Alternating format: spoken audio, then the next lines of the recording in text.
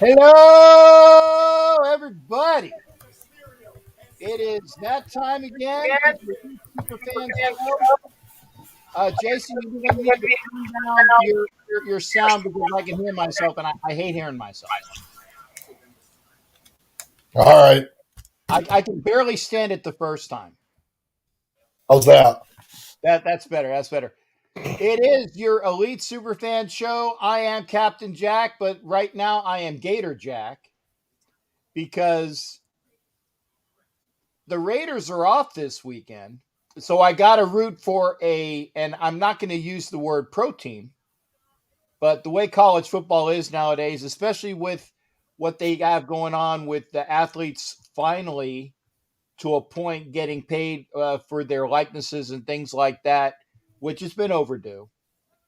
Although, we can always go into the fact is that they have scholarships and things like that. And I know Jason Dean Hunter, who likes a certain college team that he will tell you about, will go into his spiel. That is my buddy, Jason Dean Hunter, across the screen from me. The only man prettier than me in a beard, although his is more refined than mine. And he definitely has more of a winning smile than I do. That's for sure. And I have to shave it for Halloween.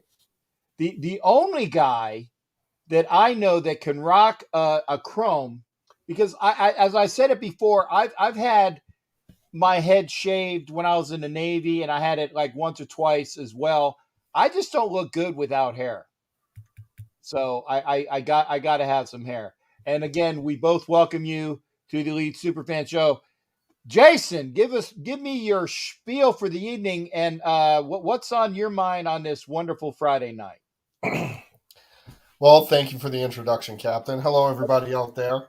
I'm Jason Dean Hunter, aka Raider Demon King. It's a typical Friday night for me. I stay home. I don't go out that much once in a while, but all my friends are staying home, so I usually watch wrestling on Friday nights. I'm a big wrestling mark. So I know I get made fun of a lot because I'm 44 and I like wrestling, but it's entertainment to me. Everybody else watches reality TV shows. I watch wrestling. Which is a kind of a reality TV show on steroids, no pun intended. Yes, it's scripted, but yeah, let me clothesline you. Tell me how that feels. There you go. And I've been hit a couple times by wrestlers, and it hurts. I would like to tell everybody, if you were on Facebook, the one good news is that as of right now, I am out of Facebook jail. How long that lasts, I do not know. But by the end of the show, I can be back in Facebook jail. I will say this, though. If you are on one of the Facebook channels, right now we are on the Elite Superfans page. We are on the Northeast Streaming Sports page, and I appreciate Northeast Streaming Sports handling our programs. We are on all three of my Captain Jack pages. If you're on my main profile, I will not see any of your comments unless they're on YouTube.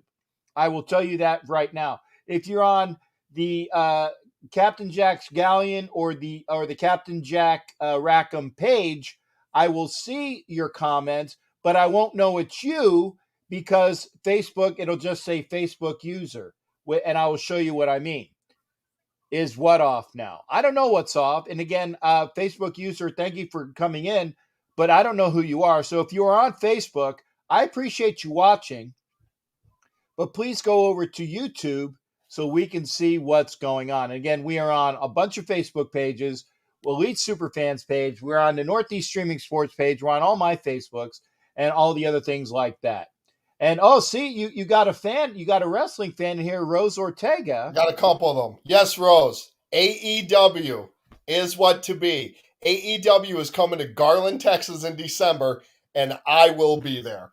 Okay. I am so excited to see it. I'm a wrestling fan. WWE is sports entertainment. They're more about the backstage stuff, and they just want monstrous guys, and that's it. That's why Daniel Bryan isn't there no more, really, and they were afraid of him getting hurt, but they really don't have small guys. Adam Cole, who's 6 foot, He is a tremendous wrestler. They wanted to turn him into a manager because he doesn't fit the status. AEW, it doesn't matter what size you are. You come and wrestle. That's why I like it. I enjoy it. And Ed, thank you.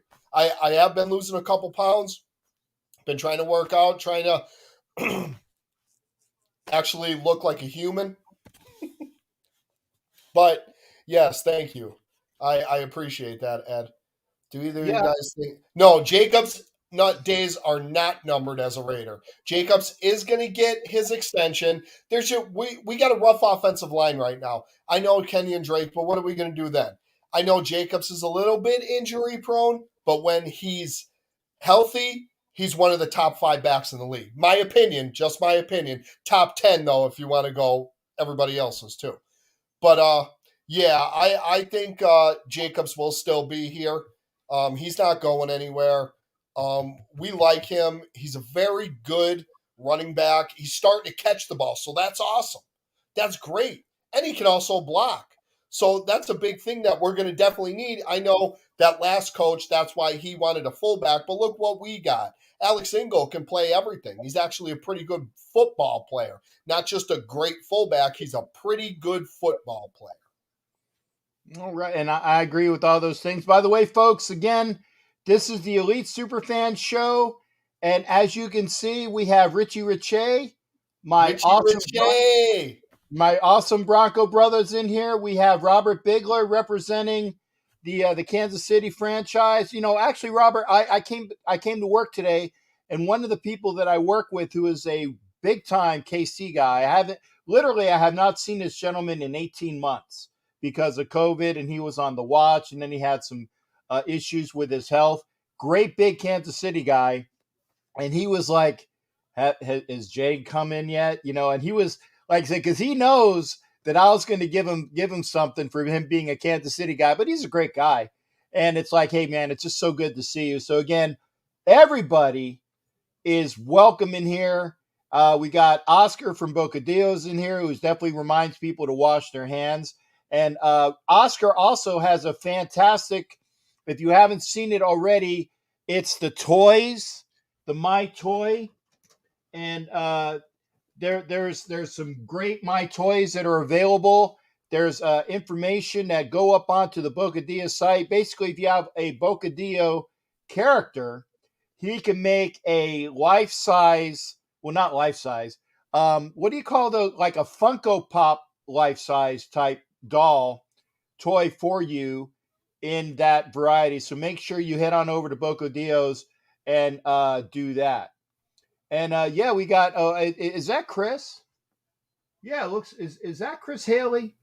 Hey, I think it is. I think it's Chris Haley. I'm not sure. YouTube user. I think it is Chris Haley.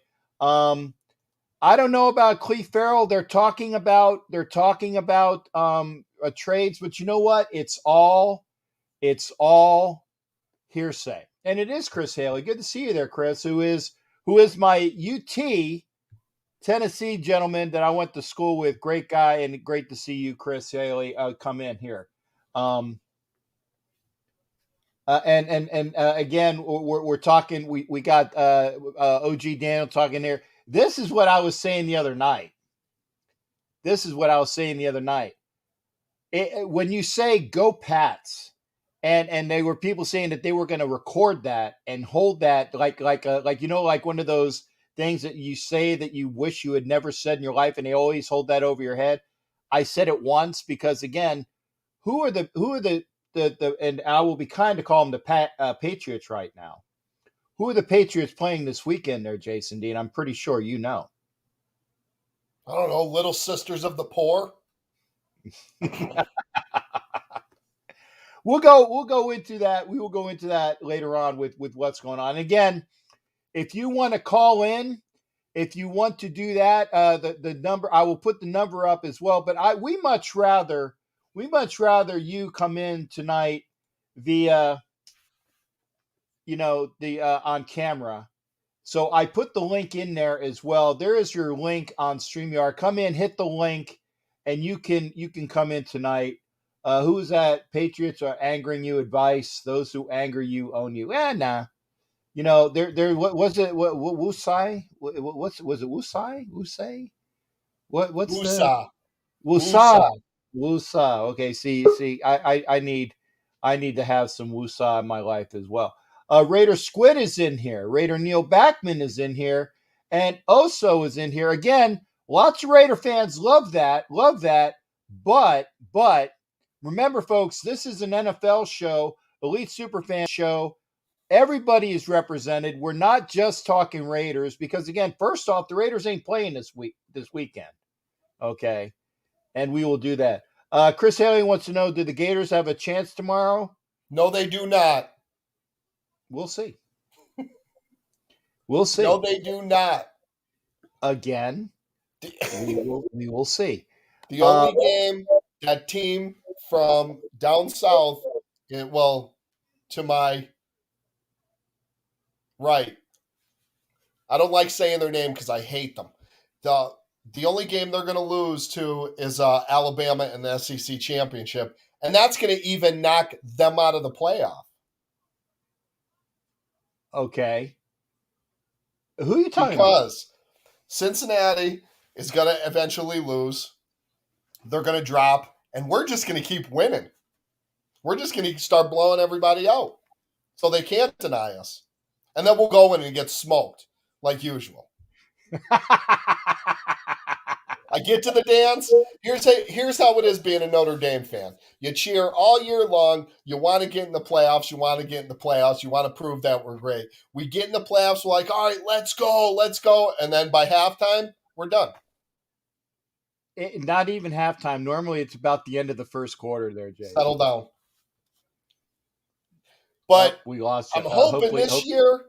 Okay. Which I don't think they're going to make the playoffs. I think it's just there's too many teams above them that will be there. But I'm hoping that maybe they play in the Cotton Bowl. That'd be really nice. You can go see them. I can go see them again. Yeah, that would be because last time they were in the Citrus Bowl in Florida in Orlando. No, it was the Camping World whatever bowl. The Camping World Bowl. But I went to see them play LSU, who had Arden Key at the time. And a couple other fellas. Stop swearing on my show. Well, I went to see them play there, and it was fantastic. They won in the rain. It was raining. I was soaked. I was sick for like 4 days afterwards, but it was well worth it. Okay. I gotta. First off, Ed says he's going to take Florida in the 14. I like Ed. I would take the 14 too. I think because Alabama did like Georgia. They may like their defense just. Their defense is very, very good. They're very good. They probably got about 5 first-rounders. Okay, but I gotta ask you this. Second-rounders. I'm sorry. And we got OG Daniel backstage, so we're gonna talk with a minute with him. But before we go there, I gotta ask you, Forbidden Dorks. Yeah. Good. I get to plug this. I'm like as you guys know, like I said, I'm a wrestling mark. I love wrestling. I listen to a wrestling podcast at work. It's called Wrestle Roasts, like you would roast somebody. If you guys like comedians and like wrestling talk, these guys are hysterical. They say a lot of funny stuff. They'll give like a bright side on the wrestler. Let's say you're talking about, I don't know, Edge. You'll talk about Edge, that he's good, or Hulk Hogan, he's good, but then they'll roast him about everything that's happened, about when he used racial tones and racial words, and when his wife left him for the younger guy, and when he got caught with that guy, his buddy's wife, and they had the video and everything, and it's just funny. They make fun of him so bad. They make fun of these wrestlers. It kills me. I laugh all day long. But this Forbidden Doors is what their one show used to be called. And like if you go on their page or take a listen to them if you like comedy, because they're all three. There's 4 of them. 3 of them are comedians, and the one guy, his name is Robert Karplus. He worked for the WWE in 05-06. He worked for the creative department, so he's got some stories too on some older wrestlers. So it's funny. Dan St. Germain is one of the comics, and he's funny. Mike Lawrence is another one, and Scott Chaplin. They're funny comics. Dan St. Germain's been on Conan. He's written for Saturday Night Live. Mike Lawrence has too. They're really, really funny guys. And I get a kick out of it every day. Like I said, if you like wrestling and you like comedy, like these guys put it together and they talk about the shows and they get really, and it's uncensored. So, yeah, it's a little bit funnier. Okay. Well, and if you can, Jason, you Yes. got YouTube or can you put in the or put it backstage? I will. And then I will put the link up to that for all of that as well. Yeah, so you guys they have a Facebook page, Wrestle Roasts. They're on Spotify. That's what I listen to them all the time. It's just Wrestle Roasts. Like I said, yeah, I'll post it. Check it out if you want to. And like I said, Rosa, you're a wrestling fan. I think you'll get a kick out of it because they make fun of everybody. Okay. Everybody. Well, I will say this. So we will get to the games, but remember, if I want to get your hot takes on the games this weekend, we got OG Daniel coming up first, and then some guy who I spent a great weekend with, and I'm really happy that I had Philly sports guy. Oh God, Philly sports guy, and we'll hear from Philly sports guy after we hear from OG Daniel, who is coughing up a lung as we speak. So we'll go to OG Daniel. No, I was just laughing, bro. That when he tried to say whoa, I was like, oh God, I hope there's no emails. No, you know what? I got a cool wrestling story. Okay. When I was in the Navy, I went home, took leave, and I bought my brother Rick. He was into wrestling. He was 9 years old. Now understand, when I was into wrestling, the last wrestler I followed was a guy named Dominic Danucci. You know who that is? Okay. I heard the name. Okay, so he was a freaking legend. Anyway, my brother Rick loved wrestling. He was 9, and I bought tickets for him to go see a wrestling match at Ithaca College in Ithaca, New York. That's where we're from. I was home on leave. We went to the match. We're sitting there. And here they announce his favorite wrestler, Andre the Giant. Now, Andre the Giant is coming down the stairs next to our aisle. He's a monster. Rick jumps out and in front of him and goes, and Andre the Giant went to shake his hand and had him swallowed all the way up the elbow with that hand. He's a little tiny 9-year-old. And he was like, comes back to me and goes, oh my God, that's the greatest thing ever. He loved Andre the Giant. Yeah. And so that's my little wrestling story. I stopped watching it after, when I was 10. And then I got into auto racing. And then when my favorite driver retired, and then I started following his son, and then his son got killed, and I went, I'm done with this. That was, he was the winner of the Firecracker 400 back in 76. It's been a long time. But, we got the bye week. Do you know what that means? Yeah, there's no football this week. Yeah, pretty much. But I am going to go and see who our enemies within the division are playing and root for. I hate the Patriots. I hate the Patriots. You got to do what you got to do. I completely understand. Dude, I feel like I'm selling my soul to root for them against the Chargers. I've sold my soul years ago. I still don't have a ring. Come on, you're rooting for the Patriots? The Patriots suck. Root for a tie. I need the Chargers to lose, bro. What's up, Jamie? How are you guys? When he was talking about that, I said, this is the right time to bring Jamie on. Because I knew he would get a real charge out of that. We welcome Philly sports guy below me, obviously OG Daniel as well. And so, yeah, it's a bye week for the Raiders, but there are people that are actually playing. So and I want you guys take on what you think are the best games this week going on in the NFL, because we know tomorrow it's going to be, the biggest cocktail party on earth is going to be a good game, whether you like it or not. But what's going on Sunday? What do you think are the premier games on Sunday? I'm going to go to Jason last. I got my son Will up here. See, Will's watching. Good to see my son over here as well. Good to see him as well. But Jamie, what are the games to watch this weekend? I mean, who are the Eagles playing this weekend? So I am here with super fan. I can even see him. Yeah, we're driving in the car. It's a Detroit Lions super fan, Ben Afro Man in the house or in the car with me. So I'm up in Detroit, ready to go to beat the Detroit Lions. And I will say that this is probably not the biggest game that's happening in Michigan this weekend. Let's go. This weekend, the biggest game in Michigan is Michigan versus Michigan State. Okay, and what are your thoughts on that? Well, so what? Michigan is what, ranked 5th, and Michigan State's ranked 8th? I think it's 6 and 8. 6 and 8? I'm going to have to go with State because they're green. Green and white at that. I like the thinking there. But who are you with? Which Detroit guy are you with? Ben Afro-Man Brownman. Say that fast 3 times and it cures a headache. Exactly.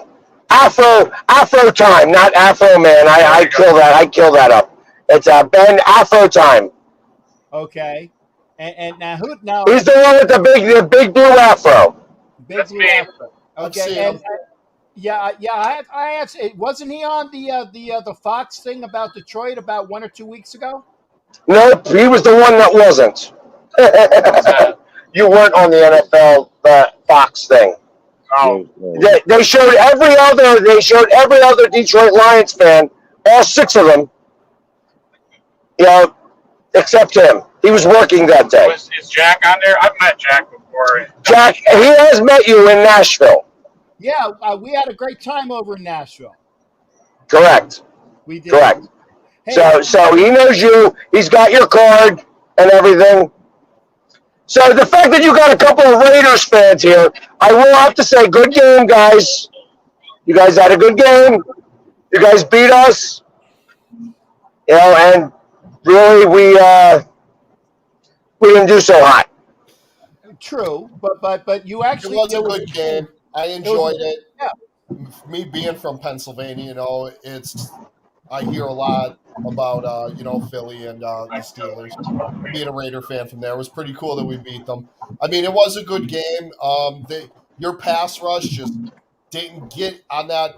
That's what I was scared of. I was worried about your pass rush because our offensive line is like Swiss cheese. So I was worried about that a little bit. But they actually... Yeah, but after like the second quarter, you were probably okay with that because when you go 31 for 34, there's no pass rush. Yeah, that's what I mean. I mean, Derek Carr had a game of games. He played well. I mean, he played really good. I was hoping that we didn't let you score 22 points.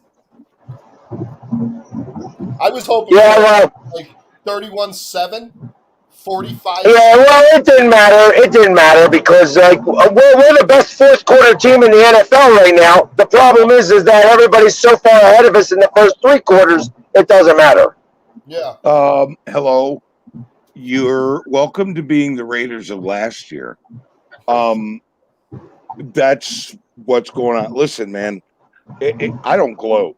I don't pour salt in the wounds of my opponents unless they're Cowboys fans. Hey, at least we can agree on that. Or Chiefs fans, and the Chargers don't have fans, so I can't really do that. But I have to root for the freaking Patriots this week to beat the Chargers. How sad is that? It's sad, but that defense could kill Justin Herbert. People are saying that could be the upset of the week. I looked at the game schedules. There's nothing interesting going on this week. Okay.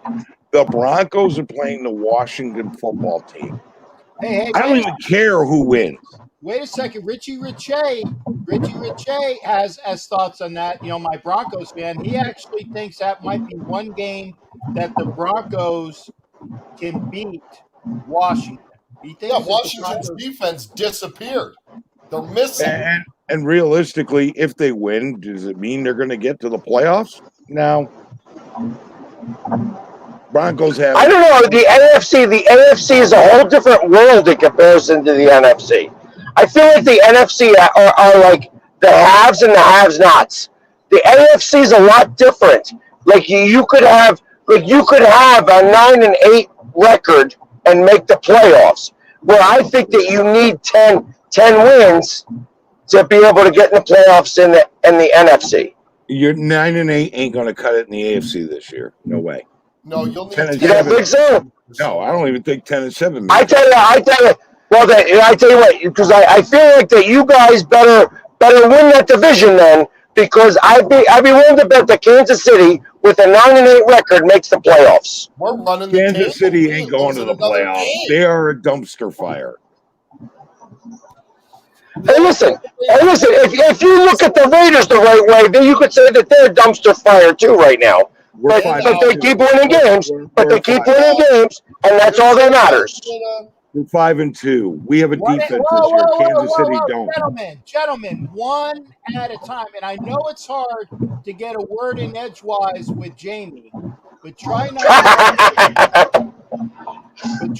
talk over each other. I'm going to relinquish the speaking because I'm going to go pour myself another a glass. Okay, you do that. Well, we got Jamie on. We got OG's going to get himself a glass of cognac, and we got Jason. So we now. I will honestly say I actually agree with Jamie on the fact that just because the Chiefs are horrible right now does not mean that they can't bring it on like a certain team played here that got their butts whooped last year, and then they came back and won like the rest of their games up to and including the Super Bowl. Okay? And see, again, the Raiders are not a dumpster fire, and this is from Richie Riche. So that's the way of saying.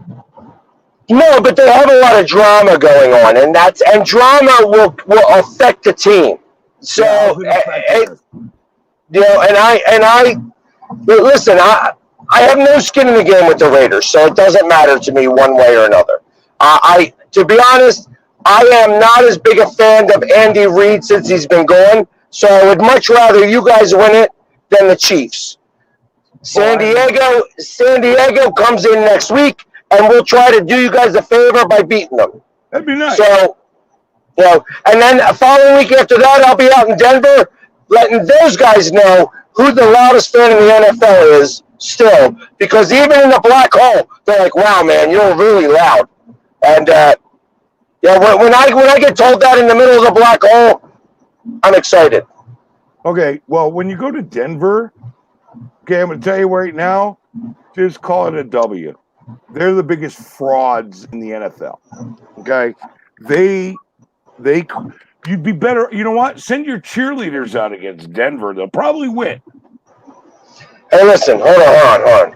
Obviously, I know that you guys don't pay attention to Philly, but the Philadelphia coach was talking about flowers and watering the flowers and fertilizing the flowers and the roots and budding up and stuff like that. And since that moment, everybody in Philadelphia is really unsure on how we're going to do as a team. Okay, when you go to Denver, send your cheerleading squad out. They'll probably beat the Donkeys because they are fake frauds. They are useless. They're trash. Okay. Well, I'll root for those cheerleaders just as hard as I would root for the regular guys. Okay. Now I'm going to say, and Jamie, I'm going to get. By the way, thank you for coming on, Jamie. It's great hearing from you. Your gentleman friend, the Lions, buddy. Tell him he can call in anytime as well. It's great seeing you there, shipmate. And like I said, I know it's hard to get a word in edgewise with Jamie. That's why we got him on here as well. But again, other than your game, what game is most important to you this weekend? I'm going to ask you, Jamie, then your buddy that's with you. Sunday Night Football. I'd like to see the Vikings beat the Cowboys. Okay. That's that. Other than Thursday night, I mean, last night was a good game to watch, just because I like watching when two good teams play against each other. But the only other game that I see that's really worth any bit of my time to watch, other than the Eagles game, is Dallas versus the Vikings in Minnesota. Okay. And your shipmate next to you, what does he think is the most interesting game of the week? What's the most interesting game of the weekend? Probably the one you're talking about. But the thing is, I'm changing lanes here. The thing is, I don't have much faith in Zimmer. I mean, come on, He's got no faith in Zimmer. I mean, he thinks that's the really most important game, because Detroit's got nothing to worry about right now, because between them and the Pistons, they're 0-10. I'm sorry, 0-11. Okay. Zimmer's the most conservative coach you'll ever see, like the most conservative play. But Zimmer, he's saying that Zimmer is like very conservative, and even if Dak Prescott does not play, that they still may be challenged to win that game. Oh, yeah. Okay, well, gentlemen, thank you for coming in. I'm gonna pop out. I'm gonna listen to Daniel for a little bit. I wanted to make sure you guys got on. Our salute to you. Make sure you guys come in again. It's always great hearing from you. And a thumbs up for the Elite Superfans show for you guys for going out there and doing what you guys do all the time. We salute you and all that you guys do. I appreciate that. And my last 4 words are, go Navy, beat Army. See you guys. There you go. Thanks again, Jamie. Yeah, go Navy. I like that one. That's right.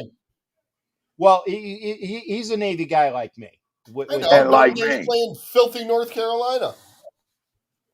We're Navy guys. That's okay. I got nothing against Navy till we have to play them. No, we were in the Navy. Yeah, I know this. I'm not dumb. All right. You guys talk to me like I'm an idiot sometimes. That's awesome. Look, if you ever need some salt on your food, there you go. No, okay, somebody's asked again, if you are on Facebook, okay, I can't see all of your comments. Please come over to YouTube. This way we can see it. See, it says Facebook user. This is all Army. Again, see, Matt Marinovich gets it. Go Army, beat Navy. No, Matt, not on this show. But no. I will say this again. If you're on my profile, I definitely can't see any of your comments. So please come over to YouTube, and we appreciate everybody out there as well. Yeah, Jamie was a sailor as well, Squid. So we got Squid in the house too.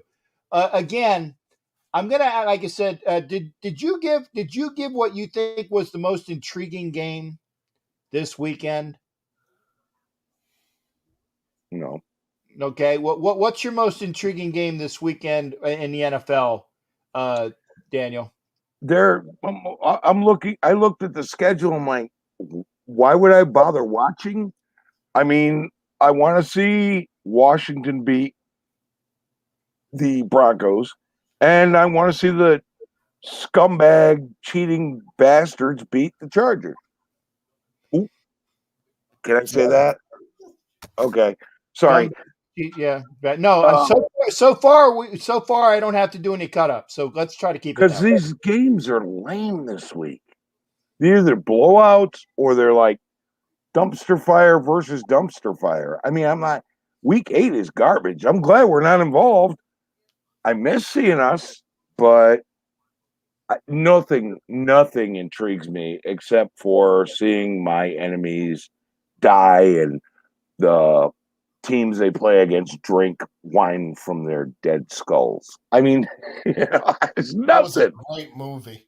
Oh, and by the way, Skipper, sir, your comment earlier about a bearded man looking better than you. And a dome. And a dome. Okay. I have to address this. I do stand corrected. I do stand corrected. That's true. That's true.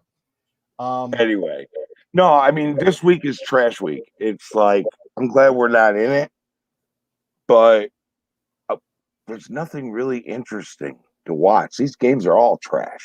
Well, see, no, I disagree. Yeah. I disagree because Richie You can't say Riche has they're one. all trash. I mean, I know we're not playing, and it's like we really aren't invested in anything.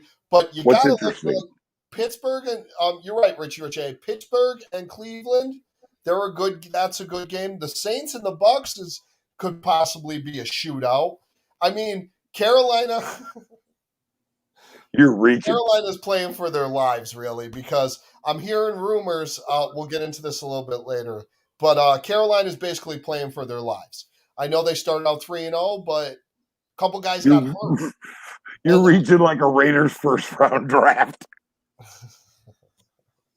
Okay. Hey, Daniel, I got two other people backstage. I got to get them on. Okay. So, again, the Falcons. It is that's good. a sexy game. So again, I'm gonna get that's to win that division. I'm gonna get them both on again. OG Daniel, who does have an awesome beard, who does have an awesome chrome. Okay, chrome dome. Again, always good hearing from you as well, there, shipmate. I'm gonna get first off. Remember, this is the NFL show with the Elite Super Fans. It's not Raiders all the time, but we do have a lot of Raider participation, and we thank everybody for it. Get your friends on here that are fans of other teams. We want to talk their team on this show. Daniel, Demon King, you're reinforcing my point. Listen, I don't know what that means, but all right. But listen, here's the deal. If you're a fan of another team, be respectful. We're not going to be disrespectful, okay? That's right. Yeah. That's right. If you're going to come on and just blah, blah, blah, blah, blah, blah, this team, blah, blah, that team, come on, man. Talk like last time I was on, Richie Riche was on, and he was speaking knowledge. Oh, right. Richie Riche is the only he's Broncos fan. Yes. The only one that I respect. Well, Miss Orange and Blue, we love Mary too. Yeah, Mary's awesome. I don't know her. Yeah. Okay, don't get me wrong. Peyton Manning made it hard to hate the Broncos quarterback when he was in there. This guy makes the best commercials. Yeah, he's a dummy. He makes great commercials, and he was awesome on Saturday Night Live, dude. Just saying. Well, hey Daniel, thanks again, dear shipmate. Great hearing from you, brother. I'm gonna bring Scream on, and we're gonna have equal opportunity for the Army, because I know he's gonna talk Army. I know. Oh, okay. All right. I'm glad I'm going. Yeah. All right. I would do it. All right. Hey, thanks again, there, buddy. We'll keep going. So we're gonna end. Cool, Kev, we got you. You're up next. We got Scream. We got Scream on, who's gonna talk. If now Scream, how's your sound, brother? I'm gonna give it an audio check right now. Go ahead. Can y'all hear me? Yeah, barely, bud. Okay, barely. All right. Yeah, there Let we go. me try this. I'm gonna get the headphones. Okay. Do you want me to get you back in a minute, or? No, we good. I gotta get my headphones off the skeleton head over here, and then I'm trying to look because my young son over there watching superheroes. You know, this way he ain't getting all complicated with Mike Myers and Jason and all them serial killers.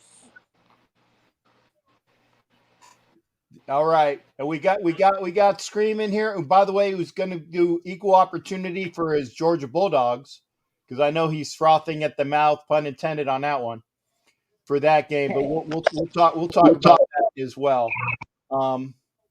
So again, yeah, most definitely. How's the audio? better to hear from you, brother. Better to hear.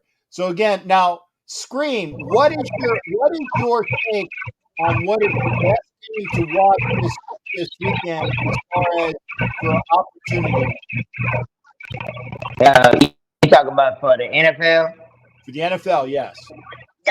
Okay, all right. Well, my take on the NFL, and I know what Captain doing with the elite super fans and everything. I'm a Raider, retired Army. Yes, I'm a Georgia Bulldog, so I covered everything in like about 10 seconds right there, and I stand true to all them.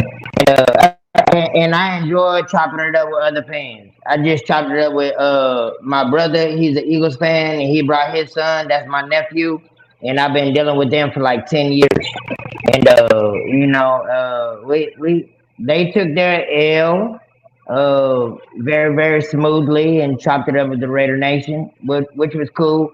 And I would love to chop it up with you, over a gator, a meal, when we eat gators.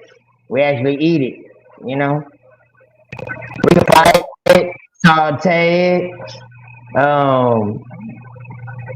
eat gator gumbo.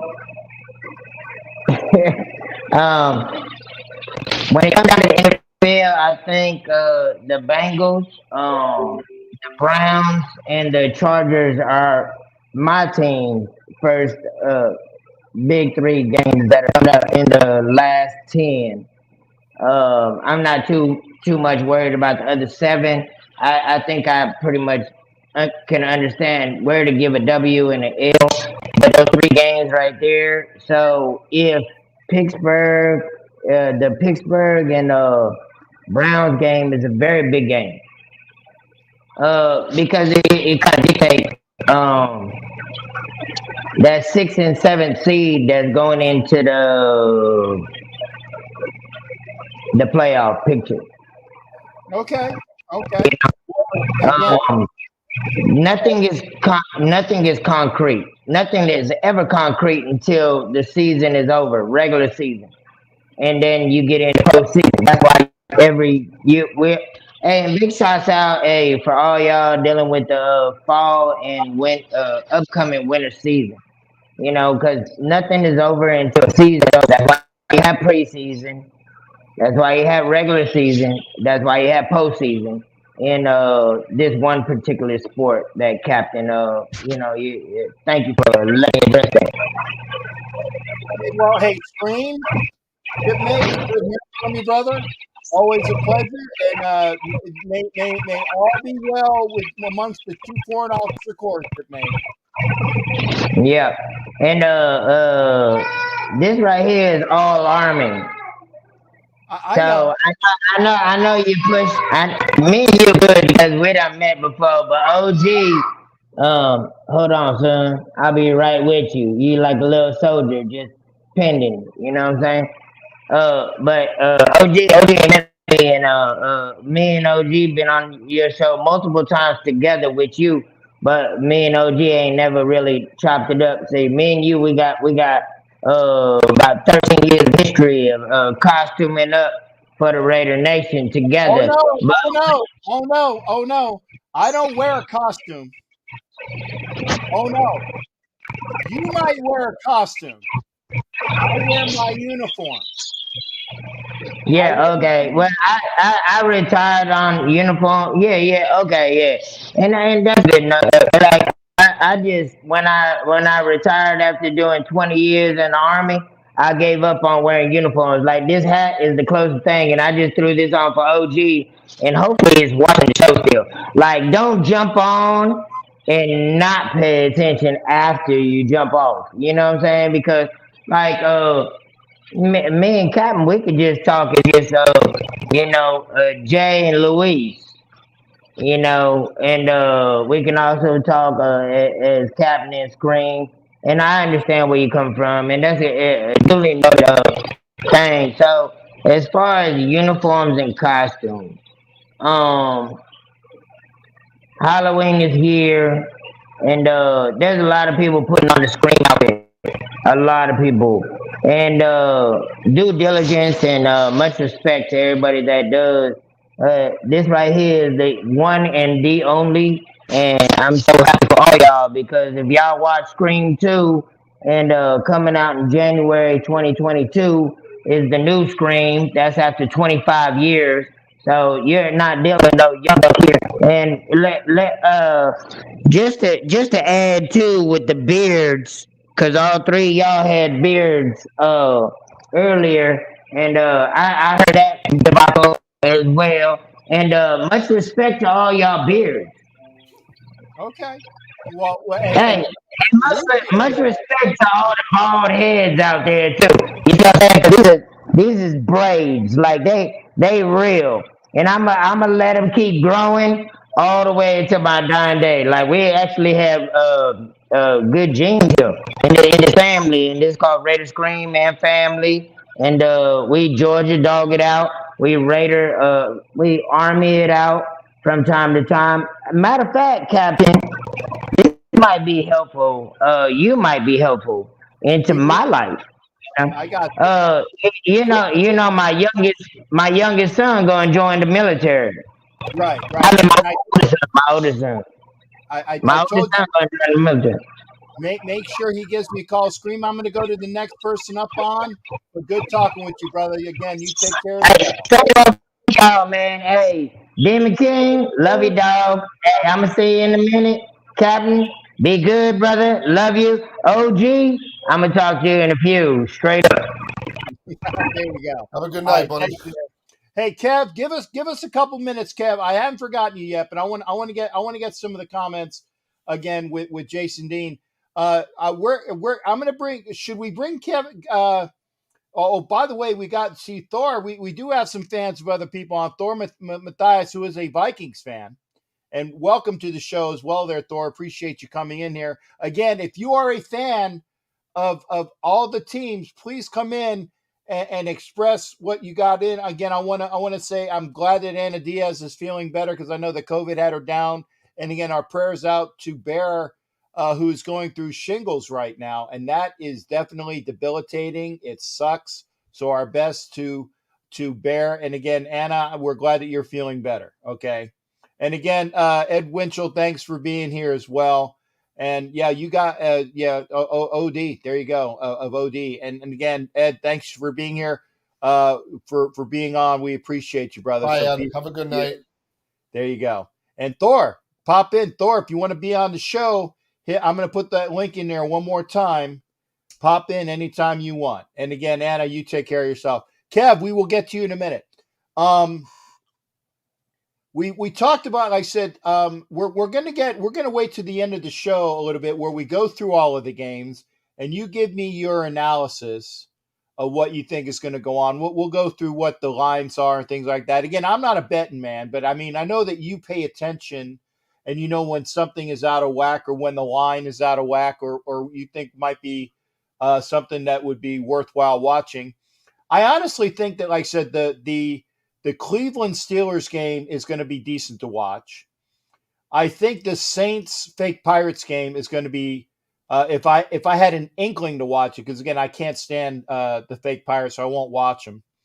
But the fact with Jameis Winston playing his team in New Orleans, or Nolans as we like to say. Yeah, I know. The Raiders. See, Richie Riche, the Raiders don't win this week. I know. I guarantee you we won't lose either.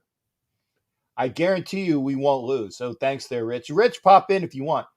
But there are some games but I actually kind of somewhat agree with Daniel. There's not really very tantalizing games other than I think Cleveland and Pittsburgh, the Saints and Tampa. There's really no game that I can think of that is just really juicy that has me yearning for. I mean, honestly, the game last night where the Cardinals and the Packers, that was the game of the week, and it already started. And then you have Kyler Murray being injured, and that's something that's going to be worthwhile. Yeah, if he's hurt, they're done. They are done. Stick a fork in them. Done. Now, I don't know what the severity of this injury is, though. I mean, he uses his legs a lot. He does. Because their offensive line isn't great, but he moves around and it makes it look like, oh, well, he got no sacks. Because he moves around. He's quick. He's Lamar Jackson, just a little bit thicker. And a better arm. Yeah, the Hobbit was killed. But I tell you what, this hippie looking this hippie look that Aaron Rodgers has now, yeah, he looks like Dave Grohl, the lead singer of the Foo Fighters. Yep, yeah, a former member of Nirvana. See, I'm up on some things like that. And Dave Grohl is actually probably the most talented member of that group because he can play. Absolutely, everything. He is. Yeah, play drums and all the guitars. He plays everything, and that's awesome. Yeah, he's fantastic. I love Dave Grohl. And I like Foo Fighters. I do. I like a lot of their stuff. So we'll get to that. I'm gonna bring Kev on. Yeah, I see. If Richie Rich, I mean, he does look like Dave Grohl. He does. He does look like Dave Grohl. We're gonna bring Kev on. Kev, what are your thoughts of the most entertaining games this weekend? Do you see anybody having any upsets that you can see? And what are you going to be doing on Sunday when you would normally be watching a Raiders game? Sunday I'll be working, so I'll be watching the games from work. So let's go with it. Week 8. I got 4 games that I'm interested in. So we go to the Cleveland and Pittsburgh game, the Eagles and Lions game, the Chargers and the Crabs, and then the Donkeys and the Pigskins. I'm gonna be watching those games there because on Wednesday next week we're gonna be having a good laugh when we go over these picks on week 8. Okay, when we do the NFL Nation live show, yes. That's right. And I was not able to do that show because I just got off the plane, and wasn't able to pick up that show, which is why I wasn't on that show. So I didn't get. I'm sure you were on it. So what were your picks? That did the ref and Violator tell you a bunch of funny, like, yeah, you're smoking something there?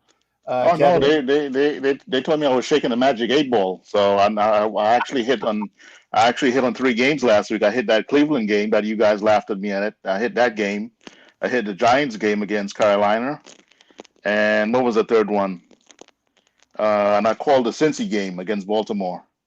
Okay. Well, yeah, so, Cincinnati is definitely, and to be honest, the Cincy Raider game upcoming is probably the most fearsome game other than going to Dallas that I see in our schedule in the very near future. Okay. Again, I'm not saying we're going to blow because the Raiders record against anybody after the bye week sucks. We are 3-15. That is the worst record of all 32 teams after a bye. That is facts. So don't think that the Giants are just going to roll over and be, anything but a. And by the way, we got Richie Riche who's going to come on in a minute after you as well, Kevin. It's always good to see Richie Riche because again, the gentleman is awesome, knowledgeable, forthright, and it's just a blast to have on the show. So we'll have Richie Riche on in a minute. But you said you're going to be working. But what's the intriguing game? What do you think? Are there any upsets in your mind there, Kevin, that's going to be coming on this week? Yeah, so the laughs, we're going to have a good laugh on Wednesday for the pick of the week is the Eagles versus the Lions, and I like the Lions to win the upset over the Eagles. I like the Lions too. So I like the Lions too. The Lions have played every game that they've played has been a tough game, and they should have at least 2, if not 3 wins. Yes. So to be honest, week 8 is going to be a snoozer. To be honest, the whole lineups are pretty much bland. So you're just going to be picking these games for the fun of it and just watching it. I don't really see anything jumping out because there's a lot of Bills versus Dolphins. Who's going to win that game. And then there's a lot of Tampa versus the Saints. There's going to be there's a lot of one-sided games, to be honest. So You just got to watch it for what it is. But remember that the fake Pirates go to New Orleans, where that house will be rocking. All right. That house will be. I'm not saying that it's going to be a laugher, but I think that that might be one of those games that the fake Pirates lose because of the crowd. All right, I'll mark it down. Okay. All right, Kev. All right. Again, and Jason, anything for Kevin before he goes as well? No, I like his pick. I mean, it is what it is. I just want to watch football. I don't even care. The Rams are probably going to score 100 points. They're going to cry. Like the Eagles in Detroit, it might be like a 5-2 game. There you go. Like, that's what it might end up being. Like, who are the Rams are playing the Texans, right? Let me see. Yeah, I think it's the Texans. Let's see. Yeah, what is it? the Texans, who are just trying to give players away. They should give us somebody. I got somebody in mind on their team that I'd like to have. Oh, like Tunsil. Yeah, that's what I mean. Give me the tackle. We can move him over and be cool. He'll be all right. Yeah, that's right. He'll be nice. He's going to be the only one left. I don't want Brandon Cooks. He already passed up on us twice. So yeah, no Brandon Cooks. He wants to go somewhere else. Right. Let him go back to New Orleans or somewhere. I wouldn't mind Laramie Tunsil coming in and playing tackle. That's right. You can use him. Really nice. Oh yeah. It would be very nice. There are a couple out there that I would like us to see maybe do something before the trade deadline. I don't like the Fletcher Cox thing, and the reason why is because of too much money. I mean, the money is Yeah, I like him, but the money won't work. Yeah, right. I mean, I don't know what Andre Dillard is all about. I heard a couple things about him too. I don't know. Like if we could stick with what we got, I know what's his name. Leatherwood has moved inside. Parker is like a swinging gate. It's like one of those doors that you step on the mat and it just opens up automatically. That's what he's like because he doesn't stop anybody. Right. Some tackle. But I would like to see us possibly in the draft or in free agency go after a center. They're not going to give Nick Martin the chance. Right. They could have. I mean, after like 4 over-the-head snaps the couple games before, they could have gave Nick Martin the chance. Obviously, they're not. He's only there for emergency if he gets hurt. Right. He's there. Yeah, but I would like to see us go after a center. I mean, I know we paid him money, but I don't know. I'm not seeing nothing. I mean, Carr's moving around, but I don't know. The Raiders actually addressed that when they picked up Morrissey and they left him unprotected, and now he is on the Texans roster, and that was the biggest mistake, letting him be unprotected. I know. The kid came as a walked on the practice field. He's like a bigger version of Rudy, except he's actually got athletic ability. That's it. Nice. That's how it goes. Yeah. Salute. Take it easy. Brother. You take care. All right. Take it easy. All right. All right. That's cool, Kev. And again, the next person on is the most knowledgeable, most awesomely nice, because I don't know of any Canadian. I'm already on. I mean, okay, well, other than you. I got to ask, Rich, are there any Canadians that are ill-tempered other than hockey players? You're on mute. Wait a second. Unmute your mic. Unmute. There you go. Yeah, there's plenty. Okay, well, I mean, I've never heard, or I haven't had, the displeasure of having a Canadian that wasn't just downright nice. There's certainly, well, first off, go to Quebec. Okay. Other than frog Canadians. Well, a bunch of them want to separate too, so I guess they're technically only like half Canadian. But right, yeah. when it's convenient, but no, I mean, generally speaking, it's basically we're kind of like we're really nice to a point, and then when we hit a breaking point, like we kind of snap. Okay, I don't. Yeah, that's kind of the way we roll. I don't want to ever be in that mode. No, that's why you're on my side. That's it. Yeah. So Richie, and again, I appreciate you standing with us. Now, again, you've been giving analysis the entire show, and we appreciate that. And I think that, you know what, Jace, would it be a good time for us to go through the picks? Have you, me, and Richie just figure out who the hell is going to win this weekend, and go with our analysis and go from there. Oh, we can. That'd be fine. I got Brian Danielson on TV right now, kicking ass. Oh, sorry. Who's ass is okay. We can say ass. I'm watching wrestling.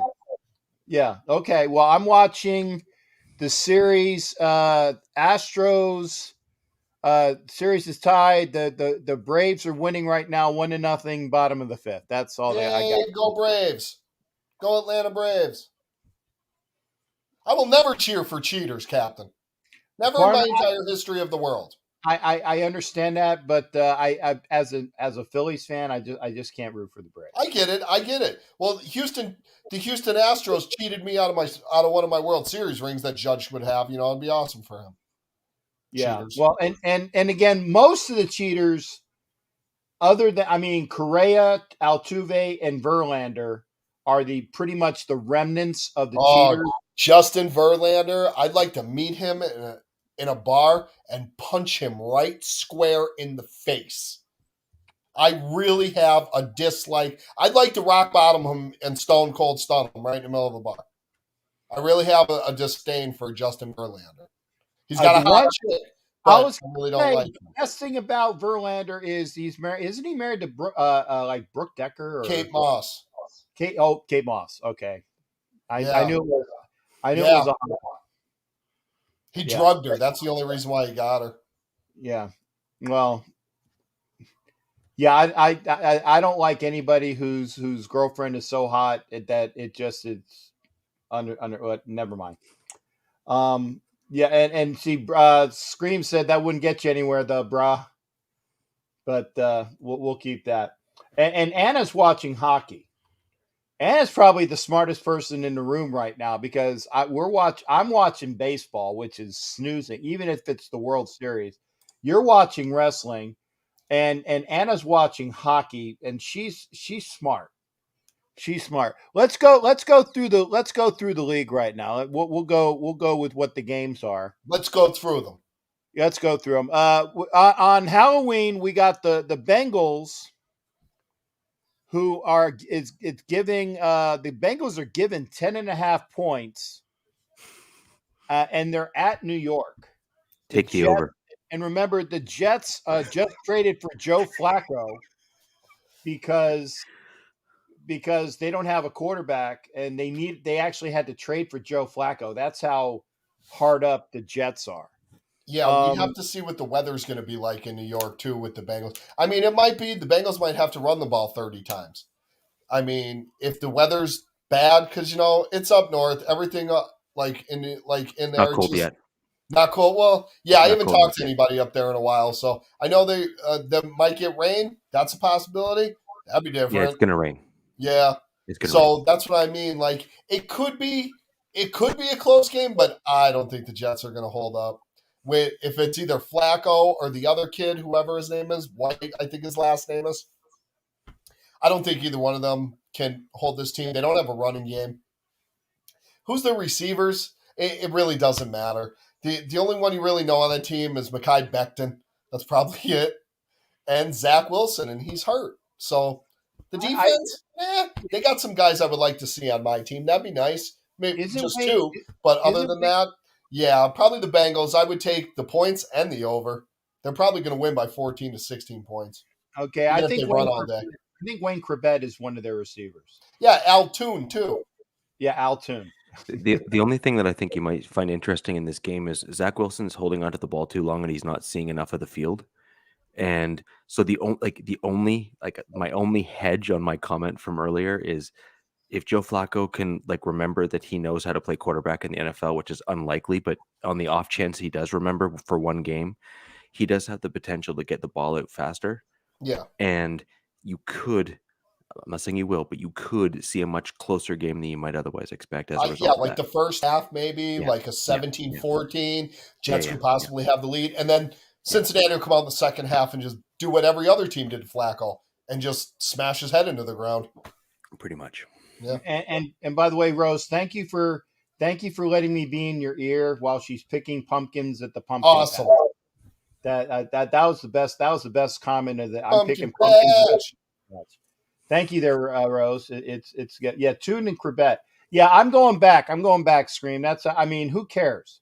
I don't know who the Jets receivers are. I don't think they even know. Denzel Mims? No clue. Okay. I still don't understand why they're not using him. He was fantastic coming out of college. I don't get it. I know. He was the man. Like, it doesn't make sense. Like, he came out and like, oh, okay, they got a good, solid number one for the next 10 years. Nah, he comes sitting there holding his helmet. Like, come on, man. Throw him the ball. Throw the ball 15 times a game. It's He's the gonna Jets. catch 10. It's the Jets. Okay. Indy, I believe, is going into Tennessee, which actually, no, I take it this is a good game. Indy, even though they're 3-4, I think they're better than their record indicates. Tennessee is at 5-2. I'm sorry, it's in Indy. So Tennessee is going to be going into Indy. The Colts are giving 1.5. What are your thoughts on that there, Jace? Yeah, Tennessee. I think Derek, they out of all the teams in the AFC, they're scary because our run defense is not good, and then they got a Sherman tank back there running the ball and just putting people on highlight reels. How many guys does he get with the stiff arm? Like, that's sick. That's like, oh my God, it's like a hammer. It's like Mjolnir coming off his shoulder. Can you imagine what his Hall of Fame enshrinement video is going to look like? Oh, God. It's going to be like, remember NFL Rocks when we were young? Used to get the VHS? Well, that would be all Derrick Henry just stiff arming dudes out of bounds to the ground. Now, I think Tennessee's gonna win, and I think they're gonna win by at least 2 touchdowns. Okay, I'm gonna bring up a point though, because do you think that Derrick Henry is going to be a Hall of Famer? Because you said it. I think they're gonna run him till the wheels fall off, and by the time he's done, he might end up being a top 5 running back of all time. So here's my personal criteria for Hall of Fame. Now, whether or not the Hall actually agrees with me or not is, well, it differs a fair amount, but I don't really care. You cannot talk about today's NFL without talking about Derrick Henry. Full stop, period. Like, I'm sorry, just full stop, period. When you are on every national TV program, when you hear anyone talking about running backs in football, he is always within the top 1 or 2, more often the very top. Yeah. And if you're talking about the Tennessee Titans, the first person that comes to mind, Derrick Henry. Again, he is, as far as I'm concerned, a surefire. Like, you are in the Hall. Thank you, congratulations. Wow, are you ever nice to watch? And it was great having you in the league. And here's the thing about him: he's never getting a ring because the Raiders are in the AFC. That's it for him. Unless he becomes a Raider, then he'll get a ring. But other than that, he's going to be the Dan Marino. He's going to be, other players that haven't had rings but made the Hall. But if they don't put Jim Plunkett in and they're going to put this kid in, I got a problem still. Cliff Branch, we're not going to get into it. But yes, Tennessee by more than 2 touchdowns. Okay. I think it's going to be have 185. I think it's going to be a little closer than that. I think it's going to be like a 1 score. Okay. I think it's going to be a 1 score game because Indy plays better at home. And they've been playing better as of late. Well, they looked good last week against San Francisco, but come on, honestly, like what? Like no, I think what you're going to end up with is about a 10-point lead probably by halftime for Tennessee, and then I think what you're going to end up seeing is Vrabel is one heck of a coach. Like, I'm sorry, he's within kind of my top grouping of coaches in my he's opinion. a very good coach. Yeah, and so I think what you're going to start seeing is him start to dial in his edge rush and pass rush in the second half to start it off to try and give him that next level of the lead. And I think they're going to try and ride a 2-touchdown lead, and then they'll let them creep back up with prevent defense. Yeah, And they might get another touchdown, but that's it. Like, I really truly think that this is. I'd be shocked if this is even close. Okay. Well, again, I think the real reason is you have two teams kind of similar to Cincinnati and New York Jets. You have two teams where one team's strength is another team's. They've proven to have struggles with it this year, and they've proven to just not be able to keep up with teams that are like Tennessee. So I just think you just end up with this, opposing, strength versus weakness, and it just doesn't end well. Yeah, Like, it never does end well. Yeah. Okay. At NRG Stadium in Houston, the Texans are going to be the 6-1 Rams. Houston does have a win. Are we really going to talk about this game? It's what's on. You know what? Okay. I give Houston, I mean, they could come out, they got a puncher's chance. Like, they do. They could come out and, like, Brandon Cooks could go off. Who's their quarterback? Davis Mills? Everybody talked about Davis Mills, that he was the next coming. They were saying New England should have drafted him, but they got the better of the two. And, the Rams are going to score about 50. Aaron Donald might break the sack record in this game. It's possible. They're going to blow Texans out. I feel bad for their fan base because they got some good people in Houston. They had a lot of fun when I went to Houston. They were cool. Yeah. And I feel bad for them. They got to go through all this tomfoolery. I like that. Tomfoolery, Captain.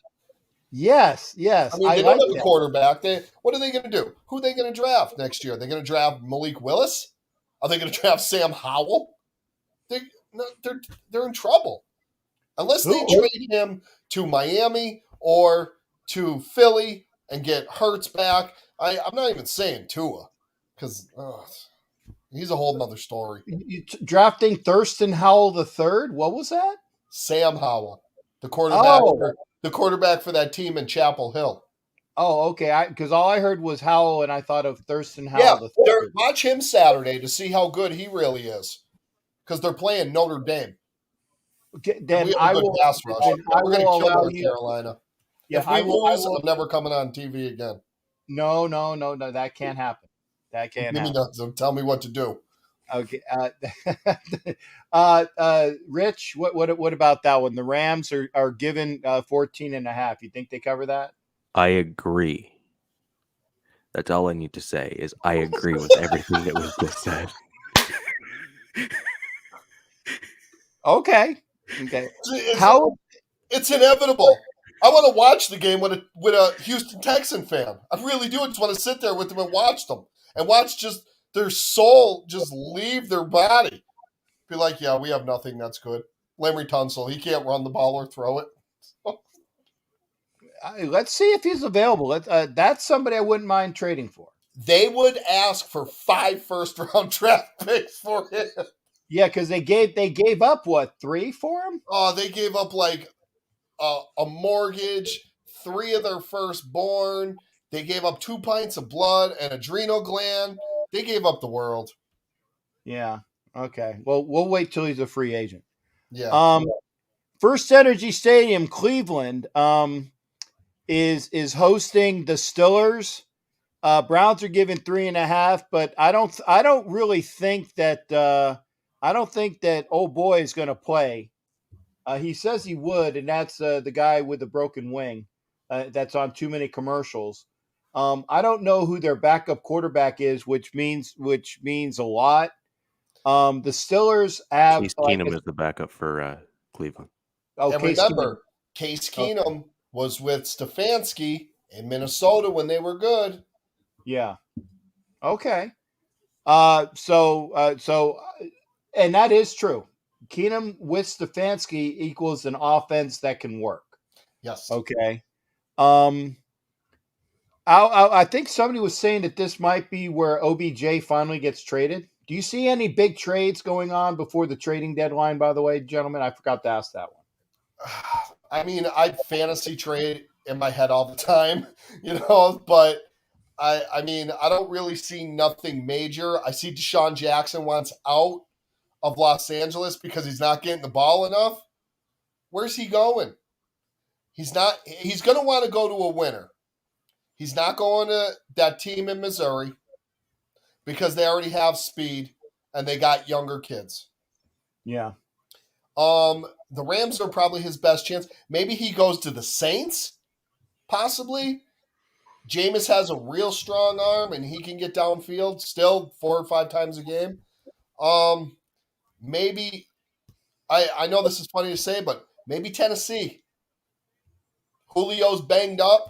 He's just like, he make those couple catches a game. They still got A.J. Brown, who's elite. They got Adam Humphrey, he's like the more of their slot, but not as fast as Deshaun Jackson. Deshaun Jackson can still move down the field. Van Jefferson stepped up with the Rams, so that's why he's getting the ball more than Deshaun Jackson, Okay. And of course, you got Cooper Kupp and Robert Woods, so come on. Yeah. And yeah, that's the reason why he's not getting the ball as much. Okay. Steelers with any chance against the Browns? I like Pittsburgh. I like Najee Harris. And I know the Browns have some injuries, but I do like him a lot. I think it'll be a real close game. I really think it'll come down to a field goal at the end. But I like Pittsburgh, and I can't even believe I said it. But I have the Browns winning.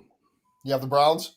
Yeah, the Browns have a few things going for them. One, they have the better offensive line between the two teams. Yes. And frankly, their offensive line coach it's envious to see someone being able to coach guys up to get them to that level. And obviously they're drafting well at that position too. Even with their injuries, they're still playing well. And that's something to be said for that. Especially even if you're going in with the backup quarterback, even if Baker doesn't play, which I don't think he should, but either way, having an offensive line matters. And then also their defensive line in the run stop, they're quite good. They're right within the top echelon of the NFL in terms of their run stopping, and they've been playing fairly well as late, and they kind of came together when we played them, where you saw them clog up the middle of that field and really prevent a lot of those type of run plays that you typically see against other guys. Now, I think Pittsburgh has a better offensive line, so they'll move the Cleveland defensive line from time to time. But I truly think that the Browns are just a superior team this year. Not to say that that might change later down the road if they continue to be injury plagued, but I think they show that their depth is more than serviceable. Yeah, okay. I mean, I'm kind of like, I lean on the Browns because they drafted my dude, and he's actually playing well. I think he might be a little bit banged up though, but that's okay. We should have still drafted him. I don't care. I'm still going to argue it till the day I die. Oh, Rich, who's your guy? I was gonna say Jeremiah Owusu Koromoa. Oh, he's good. Yeah. Oh, he's good. And we had 2 chances at him. No, he's good. No, he's that's I agree. Good for you. Yeah, I've been telling these guys for like 2 years that he was good. No, I agree. No, I agree. Good for you. Oh God. Okay. Up next, 1 o'clock at Ford Field in Detroit. I like the way how I class that up. We spoke a little bit about this as well. The Eagles, 2-5 against the 0-7 Lions. I'm on record. I like the Lions in this game. I have the Lions winning. I mean, I don't even know what to say. Who are the Lions receivers? Do you know who you need to look out for? Do you know who you need to look out for? Is the guy that my Broncos let go of, like fools, because they're good at that, is Khalif Raymond. Yeah. Khalif Raymond. He is a guy out of I can't remember Holy Cross. I can't remember the school, but it was one of the schools that ended in Cross. I just can't remember the specific one.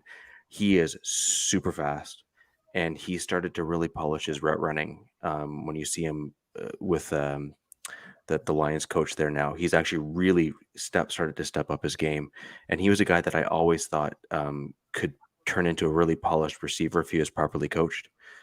He was our return guy as well. I think he does returns a little bit sometimes in Detroit. At the very least, he's their backup returner because he is wicked quick. So I really think that he's the guy to watch out for that game because I think he can really start to do some damage against the Eagles back end, which is not particularly good. Yeah, I like. I mean, I do like Slay, but I don't really know what happened to him. I know the Eagles linebackers. Speed. It's speed. That's the thing. It's the speed, right? And a lot of people don't really truly appreciate just how fast Raymond is. He is wicked quick. I'm gonna check him out. I want to see what he can do.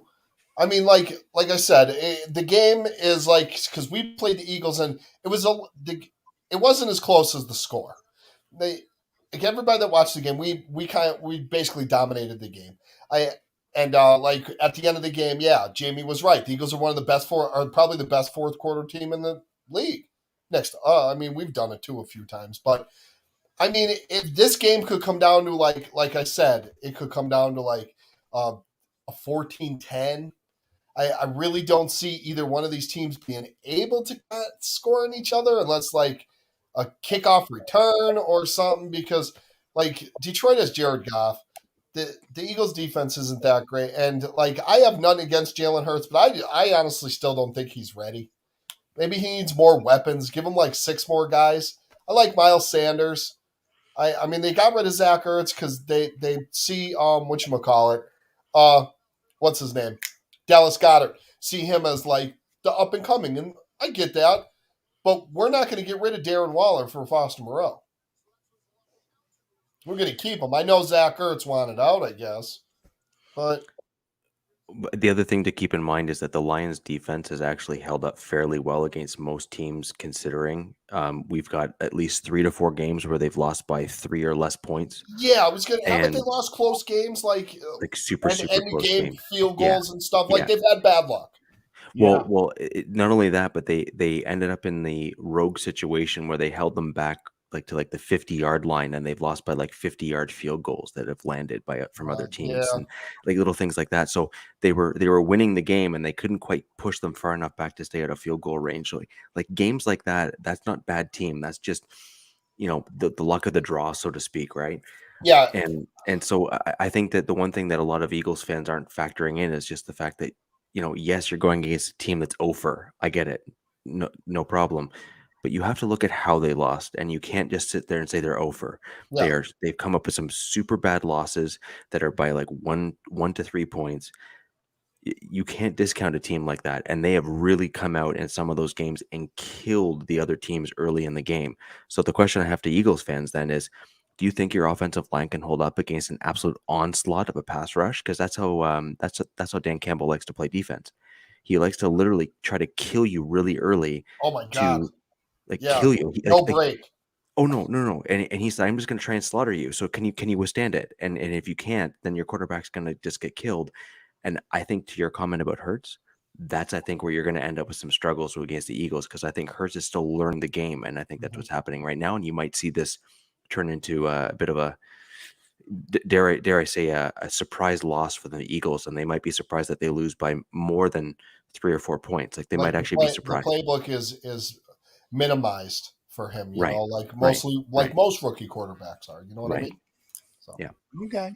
Well, it's I said I like the Lions in that, just for a lot, like what a lot of Richie was saying. In Soldier Field in Chicago, the Bears are at +4. I take it back. They're not giving 4; they're getting 4, with the Niners at 2-4 favored in this game. That's strange. They're my pick. The Niners. The Niners. Okay, Jace. Yeah, I don't see Chicago beating San Francisco, honestly. I mean, one guy, like they have Allen Robinson, and San Francisco's got more weapons, and their defense, I think, is stronger. I mean, is it Khalil Mack banged up? Is he even playing? Yeah, I don't think he's playing. That's what I mean, and that's huge for the Bears. So yeah, I think San Francisco was going to win, and I think they're going to win convincingly. Okay. Rich, You need a didn't guy say like it. I mean, you need I'm a guy probably like going to get Khalil Mack flack in order because to it's a Niner. you need a guy like Khalil Mack in order to break up the zone the run game. And if you don't have someone like that, you're not going to stop the flow of that zone style. And Yeah. it's just I don't see it ending particularly well.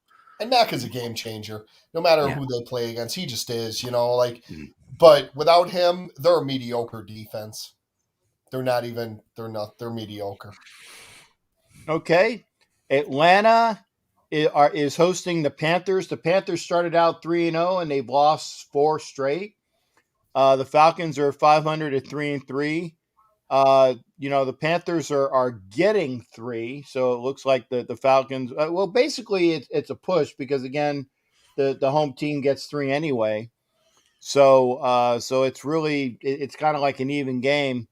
That's hard. That's a hard game to pick because again, do you think the Falcons can finally put it together? Are the Panthers going to actually win a game again? I mean, I liked the Panthers when they were like 3-0, and I said, well, hey, maybe this is that second representative out of the NFC South for the playoffs, and they haven't won since. And the Falcons, like I said, mediocre at best. I really don't know who's going to win. Well, Falcons did win last week. They got off to Schneid. But I don't know. Carolina was good until guys started getting hurt. Then they lose 2 linebackers. They lost J.C. Horn. I know they picked up Stephon Gilmore, but he's not Deion Sanders. He's not Darrelle Revis. He's not that much of a shutdown, He's a little longer in the tooth. Anyways, Carolina, there's a lot of speculation with Carolina and their coach. Which team has the better quarterback, Carolina or Atlanta? I think Atlanta. Matty Ice I think he's better. I know Darnold is probably like 10 years younger than him, probably. I would say maybe more. But Matty Ice has Kyle Pitts, who's going to be a star. Calvin Ridley, who's very good. I don't even know who else they have at receiver, but those 2 alone right there. And whoever they have in the backfield, they do what they do. Like, they've had a down year. Their defense isn't quite there. But if Carolina didn't have those 3 guys hurt, I think they'd have 5 wins. That's just my opinion because those 2 linebackers are big. They are. And J.C. Horn was playing good until he got hurt. He was playing well. He would be in the talk with Surtain and Diggs and Nate Hobbs, like talking about all them corners. But I think Atlanta's going to win. I think Carolina's going to go on a losing streak, and I think they're going to fire Matt Rule because he wants to go coach Penn State. Okay. Rich, you agree? I have Atlanta. I think the better quarterback's going to win the game because I think other than that, they're relatively evenly matched. So then I think, as the commenter just said, who has a better quarterback, I think that's the way to go. I think that Matty Ice can avoid the Stephon Gilmore throws in order to avoid like picks and bad plays. And I just see them winning as a result of that. Anna, good having you on here, honey. If the goalie's pissing you off, have a stiff drink. Have a good night, Anna. Sorry about the goalie. Take care. Yeah, and again, good seeing you back here, honey. We like you in good health, sweetheart. All right, this one is fun. Buffalo goes down to Miami in like the first or second game of the year, beats the Dolphins 38-0. Okay. This time, the Dolphins get to go up to Orchard Park. Okay. And this is what is the amusing part, is that the Dolphins are only getting 14 points. Only getting 14 points. I think the Bills win by at least 20. 30. Miami stinks. They're going to play Buffalo, who is one of the top teams in the AFC. If not the top team, they'll speculation, they say. But every aspect of Buffalo's game is better than Miami's. Every aspect. Miami used to have this defense that was decent. And Right. I think they still are decent. But when you're getting down It's hard. You get banged on. You're getting beat on with running backs and these linemen coming out and beating on everybody. You got no more pass rush. And Josh Allen is what he is. And Buffalo is a very good team this year. They're a little scary, but I think they're going to beat Miami just as bad as they did the first time. I say 38-3. Oh, so you got Miami getting a field goal this time. Yeah. Okay. Rich? Yeah, I'm in a similar position there. Buffalo, I'm even taking them a step further. I think they're in the top 2 to 3 in the entire NFL, and I'm not sure it's close. I'm serious. I don't even know if it's close. When you have a guy like Josh Allen, who's proven to be relatively durable and can do the types of things he's able to do, and he's not only taken his big arm and developed it, but then he's also taken the ability to then read defenses. So not only do you have a guy that can run and is basically the size of a moose, but you also have a guy that can, and he's he huge. Can move.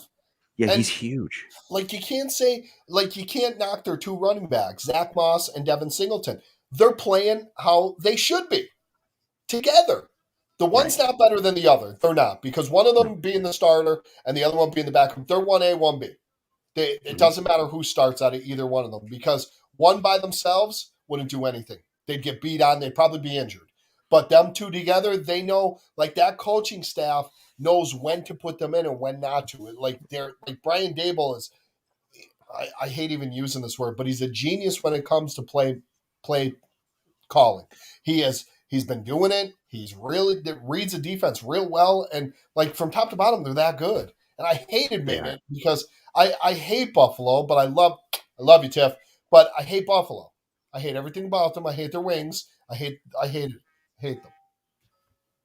You hate their wings? I like Buffalo Wild Wings. I don't like Buffalo New York wings. No, see, Buffalo Wild Wings, they're too small and they're overpriced. Everything's overpriced, Captain. Okay, true, but they're too small. Yeah, they're too small. I'm not a fan of Buffalo. I mean, growing up in PA and going to Buffalo to fishing up in Ontario and stuff, we would go to Buffalo a lot too, fishing. But I just never was a fan of Buffalo wings. Okay, well, the Anchor Bar, that when I went up there, which is the home of Buffalo, great wings. We'll get off the wings. We'll go to what for Raider fans and for Bronco fans actually is a very important game in the division. New England at SoFi at 4:00 going against the Chargers. The Pats are getting 5. I'm going to go out on a limb, and I'm going to pick the Patriots in this game. Are you picking them because you don't want the Chokers to win? I actually think the Patriots will win. I don't like the Garglers, but I really think that the Patriots have shown me enough this year that they're going to go out. And I like what Belichick can do to a young quarterback, even though Herbert isn't a rookie. I like to see what he can do to that offense. And I think that he's going to cook up something, and I think the Patriots are going to win. I'm kind of nervous for that kid, just against this game because of who he's playing against. That team is good. I'm calling them San Diego. I don't care. San Diego, they got a decent pass rush. New England, who is like they? I know the Twinkie isn't there, and Mac Jones isn't stupid. He made 1 or 2 dumb calls, but other than that, like Belichick is a smart coach. He knows how to game plan no matter what. He's been doing it for years. New England by a last-second field goal. Justin Herbert gets hurt. He's out for 6 weeks. Make it for the rest of the year. It's better, just to make sure. I didn't say what he hurt, though. Rich? I've seen a lot from Herbert, and that's the thing that scares me. You hate to see a division rival, another one who has kind of found a clear-cut starting quarterback, not even close. You're basically good for however long he's able to play for. That being said, though, I do think that New England's going to have their number. I just think that the head coach there is just he's too good at what he does.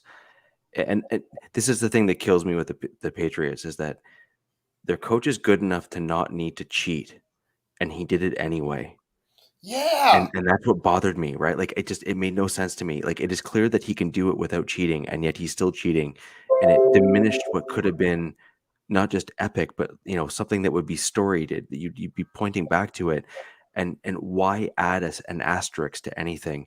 But all that being said, I do think that New England's going to beat the Chargers this week, and I think you're going to end up with both teams landing at a 4-4 record, which is going to make things quite interesting in the AFC, both for our teams, but also just in general, just because you end up with like so many teams are going to be on relatively even keel in terms of record. I think it's going to be interesting. Yeah. Okay. In Seattle, the 1-5 Jaguars are going against the 2-5 Seahawks. I'll take the 12 green men on this one.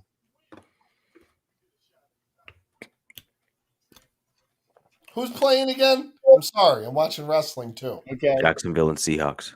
Oh my God. Well, I hate Urban Meyer more than I hate Pete Carroll. So Seattle. I hate Urban Meyer too, and I'm a Florida alum. I can't stand Urban Meyer. Can't stand him. He's another one I like to meet and fight. Yeah. Think I could take him. I think you can. But here's the thing. Jacksonville, their owner, Shad Khan, his son is the owner of AEW Wrestling. So they have help.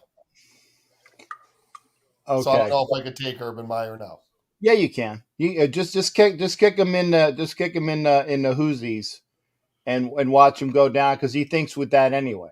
So I will clothesline his head off his shoulders. Okay. But yes, I'm going to go with Seattle because of DK Metcalf. There's nobody in the state of Florida that could cover him. So we'll go with him. I have Jacksonville winning. The both of you. Jeez. No, I got Seattle winning. Oh. All right, Richie, with Jay. Why? Yeah, I want to hear this. I actually like some of their draft picks in Jacksonville, especially the last draft. So I think that their record isn't particularly good, clearly, but I think their quarterback is going to, hopefully, for their sake at least, start having things click. So and they're a young team. They're young. Yeah, they are, right? Really and so I think there's a few pieces there that are being underrated as a result of their record, and I think Urban is not doing them any favors with his college coaching philosophy. But I think that some of the players, since they've now been in the NFL, and some of them are rookies or second-year players, are looking at what is being done, and I think they're learning on their own. So and you already saw them win that one game already. So I think that they know what it takes to win, and they're going to be able to adjust accordingly. I think they can win. Yeah, they might be they got to be one of the top 3 youngest teams in the NFL, right? They got to be, right? Yes. And they've done certain things. As much as Urban is clearly out of his depth because he's not coaching particularly well, and he's been an offensive style guy generally speaking, I actually think that if they can keep on this track with the way they've drafted, like last year they actually drafted really well, and they have a few really good pieces on their team, that this can be kind of a building block, and you might see them win a few games, which will hurt their draft stock, because ideally you want to get another high draft pick so you can really build that team. But I think that they can beat the Seahawks. Yeah. I think they'll fire Urban Meyer and go after Joe Brady. I think so too. You got the Washington football team going to, and I'm gonna do it for you, Richie, because sometimes you don't know whether it's in Denver or not. It is in Denver. Mm-hmm. Okay, it is in Denver this week. So the football team goes to Denver to play the Broncos. Washington is the underdog, getting 3 points. I think Denver wins. Yeah, I think Washington, they're, like I said earlier, their defense is a shell of themselves last year. I don't know what happened. Like, somebody get hurt or anything, and I just don't think their offense is that good. Yeah, Denver. So I have a caveat before I make my pick. Okay. If Pat Shurmur can get out of his own way, I think that Denver has a chance at winning. However, because I don't believe Pat Shurmur can get out of his own way, and I think he should be fired. Well, I think he should have been fired weeks ago. Besides the point, I think that I don't think Denver's going to win. No, I think no, I don't think they're going to win, and my reasons are, Denver, in order to win in Mile High, because we've struggled in the run game because Pat Shurmur doesn't like to run the ball, even though we've done okay against strong run teams. Our run offense has been decimated. Like, we have not done particularly well. And Washington football team, one of their strengths is their run defense. They're ranked very high in the NFL. I think they're in the top 5, if I'm not mistaken. They might even be in the top 3, if I'm not mistaken, actually. And with that in mind, I do not believe that Denver is going to be able to run the ball particularly well, which means that we're going to be forced to throw the ball. Teddy Bridgewater is hurt. And if Drew Lock goes in instead, he has struggled with reading defenses quickly. So as long as you put something modestly confusing out there, he'll take a little extra time. That can allow a pass rush to get home. Our interior offensive line has also struggled greatly these past few games. And Chase Young, he is something special in the NFL. I think he can get home, and I think that'll cause some problems. So if Shurmur can play a different game like we did in the preseason with flanking tight ends, 12 personnel as opposed to 11, I think we have a chance. But if we don't, we're done. And I want to welcome Stuart Schweigert to the show. Always good to see Stu on here. And yes, that is the for Richie. If you don't know, Stu actually played for the Raiders. That is his real picture of him. Great guy, and awesome to have him on the show. So thanks for coming aboard. Go Gators! I definitely enjoy that. Go Boilermakers! Go Boilers! A little bit of tit for tat there. We got the last of the Sunday afternoon games again in Nollins in the Silverdome. You got the fake Pirates going up against the Saints. well, Tampa Bay. That's all I'm saying. I don't want to talk about them. I don't want to talk about the Saints.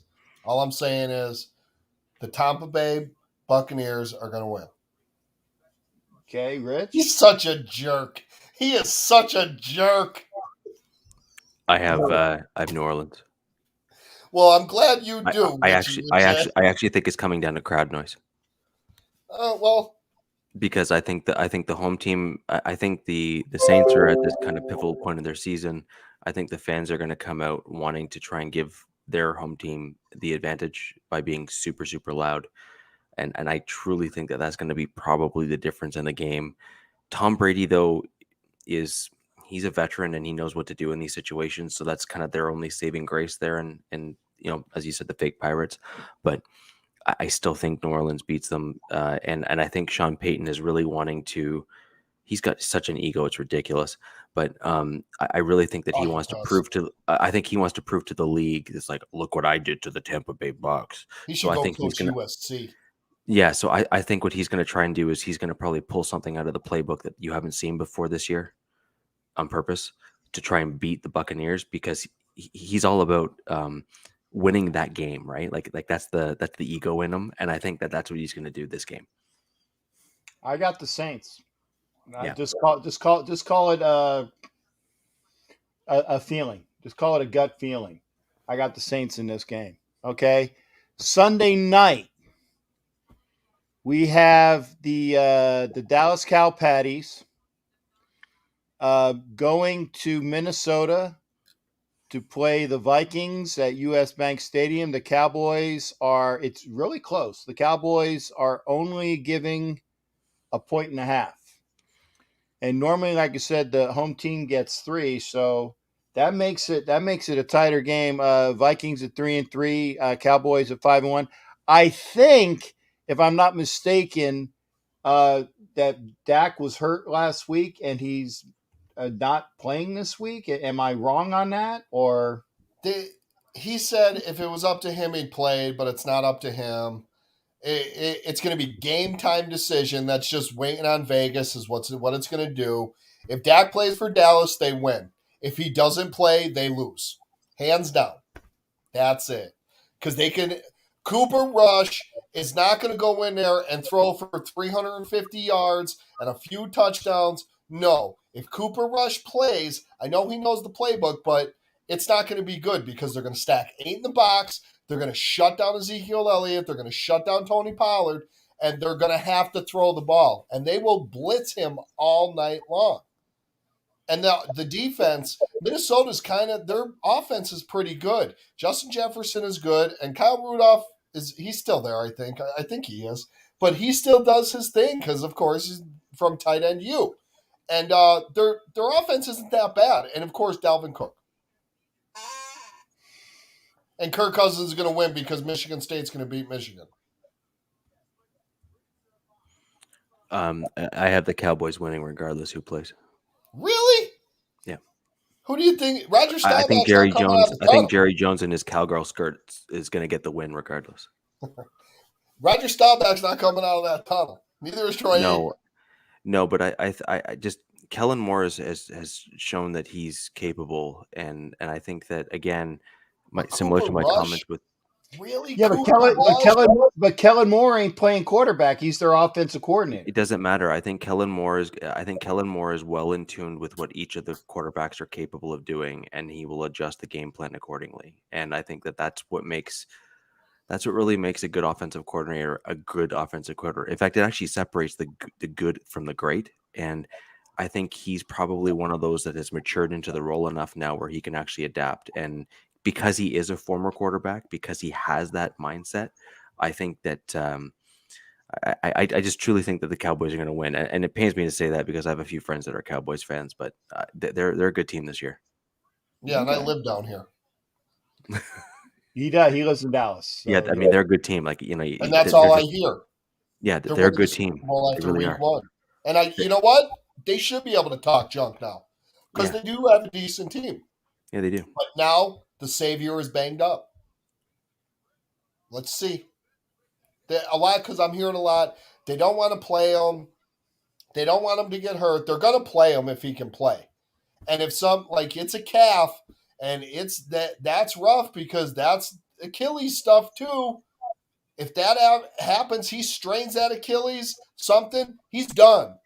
It's the same leg that he broke, ankle he broke. He's finished for the year, maybe longer. And I think their hopes and dreams go right down the drain.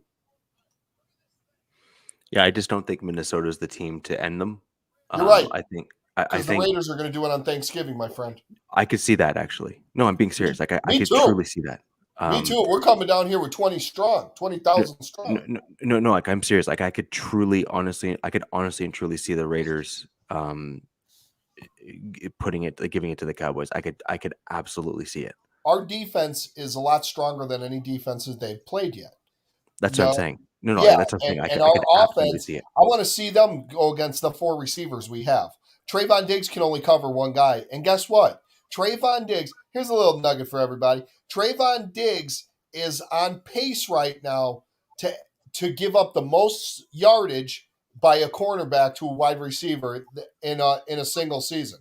He's on pace to give up 1,119 yards. And the one guy, I forget, I think he played for Minnesota maybe, possibly. He gave up 1,069 yards. So Diggs does give up balls. Yes, he does get burnt a lot. He does catch interceptions, which you want to know why? Everybody want to know why? Because he played wide receiver at Alabama before Nick Saban switched him. So the kid has the instincts to catch the ball. I don't knock that. I'm not saying he's great. I'm not saying he's bad. He's a good corner. He is. He's a very, very good corner this year. And I hear Keyshawn Johnson saying and stuff, he's going to make shut down one side of the field. No, he's not. He's not Darrelle Revis. He's not Deion Sanders. They shut down sides of the field. He's not that. Guys are going to keep going at him. Brian Edwards will go at him. Put him with DK Metcalf. Metcalf will out-jump him all day long. When you try to jump routes like that, you actually run the risk of getting burnt. Absolutely. Stop and goes. Right. eat patterns, because now teams are going to start picking up on it. This kid's biting constantly. Right. And who does he get all of his picks off? Did they play the Jets? Zach Wilson? You're not really a couple of his picks were tips, which good instincts. You're supposed to catch that ball if it's just floating in the air. Well, and that's the wide receiver hands. I want to see what he can do against our offense. But those are the wide receiver hands, right? Like the tips, those are the wide hands. I want to see him cover Ruggs. I want to see if he can keep up with Ruggs. Ruggs put a double move on him and blow his leg out. And we will get to that on Thanksgiving. And Richie is always allowed to come in. Absolutely. For any of that. The final game of the week has Kansas City at Arrowhead hosting the Giants. The Giants are getting 9.5 points. I don't know if Daniel Jones is going to play. I know that Saquon should be back for our game. I don't think he's going to be available for this game. Excuse me. So I'm thinking that the Giants will get healthier when we play them, but that's not going to help them this week. So I think I'm going to take Kansas City at home on Monday night. I would take the points. I think Kansas City's offense is their defense ain't good. So I would take 9 points. I have the Giants winning. Okay. I can tell you right now from when we played the Giants, you could see some things in the game.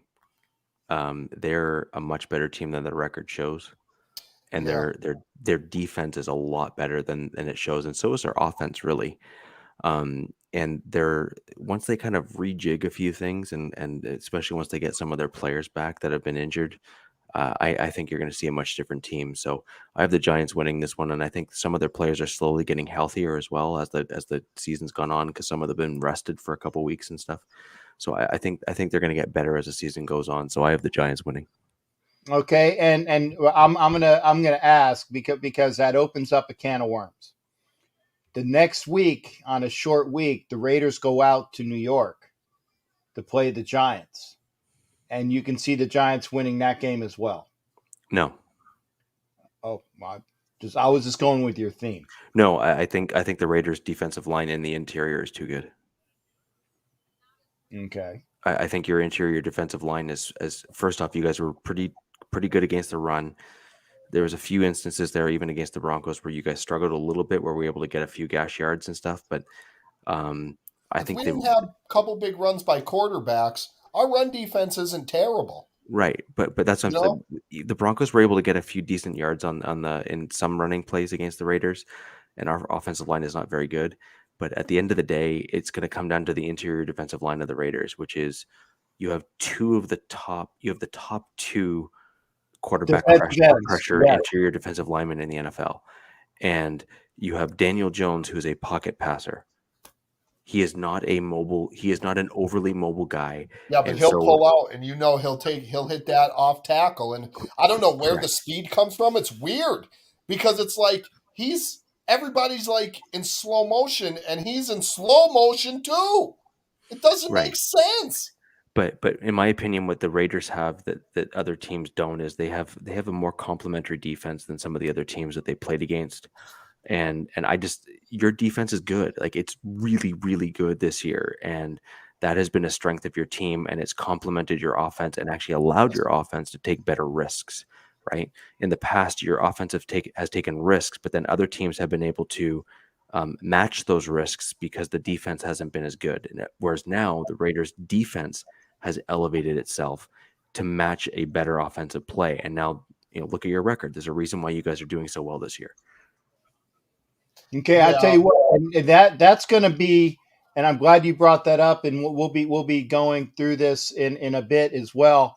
That's actually going to hurt the Raiders in the offseason, because I think that the better this defense plays, the likelihood is that Gus Bradley will be gone for a head coaching position in the offseason. No, stop it. He was not a good head coach. He wasn't I a good know. head coach. I understand that. I understand that.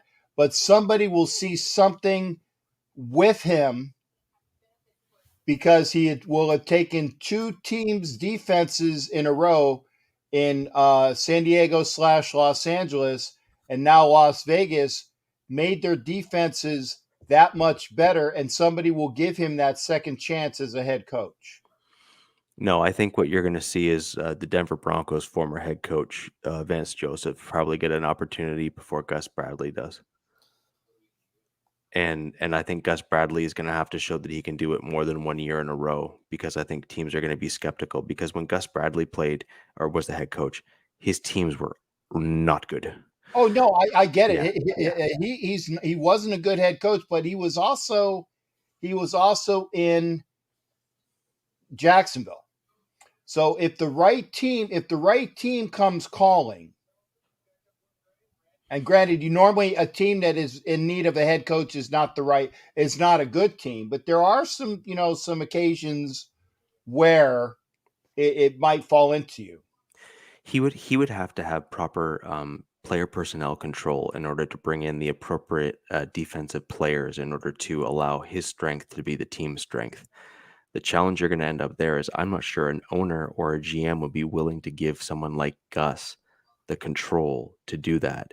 Nor I also don't think they would be willing to give him the push to get the guys that he would want. In my opinion, that's what a lot of what's going on in Denver right now, is that Elway is kind of pulling some shenanigans and is preventing some of the right players from coming into Denver. Oh my gosh, crazy, I know. But I think that's going to be the problem. And I believe that Gus Bradley is going to be in a similar position where he has a defense. He likes to run a certain scheme. Look at how your defense is playing right now. And he needs to have the right guys in the right positions, the grit and that kind of style of play. And if he doesn't have that on the team, then his defense won't look good. And you'll end up with like what I'm used to now seeing in Denver, where we had both Vance Joseph, who, look how the Cardinals defense, with the exception obviously of the Packers game, but like generally speaking, that Cardinals defense has looked really good this year. And he's an example of, given the right players and have the right people in the right spots for his defensive scheme, he can look really good. Similarly, Vic Fangio has got a long storied career putting up like top 5 defenses in the NFL, and now in Denver, his defense with us looks like a dumpster fire. Well, I'm sorry, but there's a discrepancy here. You can't go to 3 different teams and put up like amazing defenses and then come to Denver and all of a sudden put up something horrible when every other team in the NFL is trying to copy your defensive scheme. It's Denver, not Fangio. Yeah, got it. And folks, another thing you said about Arizona's defense, I think Zaven Collins got hurt last night. We all pounded the table for Zaven Collins. Everybody knew we wanted him to be a Raider. We need that linebacker. But I think he got hurt pretty good last night. So I think he got a knee last night. So we'll have to see that going forward, how they do, because he's been playing well. Right, but that's the player personnel side of it, right? Like, you have a certain scheme and you need to bring in the right players to fit that scheme. If you don't bring in the players to fit the scheme that you're running, then your defense isn't going to work out. Yeah. Gus Bradley has been given the right players by formerly John Gruden as kind of the 51% in the say of the player personnel. And you can see where most of those players come from, Right, right. So, but that's what I'm saying, right? Is the right players make a solid defense, and the Raiders have brought in some of the right guys in order to fit the role that Gus Bradley has on his defense right now. And a lot of the defensive players are Gus Bradley guys, literally. Correct. From where he was playing before, whether it was in Los Angeles, whether it was in Jacksonville, whether it was schemes that he's had before. So that's something that's good. And hopefully, like I said, I'm just saying that Gus is going to get a look at a head coaching spot, but I hope that I think he'll get interviewed. Yeah. I think he'll get interviewed. I'm not sure he'll actually get selected. Yeah, he's going to get interviewed by Carolina because Matt Rule is going to Penn State. Okay. Well, having said that, I want to thank both of you gentlemen. I want to thank everybody that's here. Remember, we are here for the Elite Superfan Show. It's for the NFL as a whole. Make sure you tell all your friends who, no matter what team they choose as their number one team. I know we got a lot of Raider Nation here tonight. We appreciate everybody being in here. Tell all your friends that we talk NFL football on Friday nights on the Elite Superfan Show. Jason Dean, give a plug for anything that you want, and I'm going to allow Richie to plug all of his good stuff as well. Jason Dean, you first, sir. Yeah, I'm not on social media no more, so I have nothing to plug. If you follow me on Instagram, Jason Dean Hunter at Raider Demon King. That's the only thing I really do. And show your shirt again. Oh yes, my Forbidden Dorks. The show is on Spotify. It's called Wrestle Roasts. Check it out if you're a wrestling fan, you're a comedian fan. They make fun of wrestlers, they roast them, and it's uncensored, so it is kind of funny. Or I don't care. I'm like a kid. Curses are funny to me when guys say shit. But it's a we funny had our first show. one. Huh? We had our first one of the night, and you know what? I'm not even going to take it out. Oh, cool. But yeah, sorry, Captain. But yeah, it's a funny show. They're on Facebook, and they answer questions about they'll put a question out. They'll say something funny about wrestling, and what would you do if you were Vince McMahon at this time? You know, you're just throwing like little banter and stuff at it. They're funny as heck. I get a kick out of them. I listen to them basically every week, and they come out with a new roast every week. This week it was the roast of Kane. And that's funny, Kane, because he was burned in wrestling. It's hysterical, but it was pretty funny. And they like talk about the shows that were on Monday Night Raw, which is the worst show on TV right now, and SmackDown and AEW, Dynamite, Rampage, and all that stuff. It's a funny show. I get a kick out of it. Make sure that and Jason Dean will put I want to know where that is. If I ever do find the time to do things, I will take a look at that. But the other thing is, if I ever find the time, and again, this is no slant to Rich because I really don't have a lot of time. I do want to make sure that Richie talks about his show, which is, I think it's Mile High. Yeah, I'm with the Mile High Roundtable.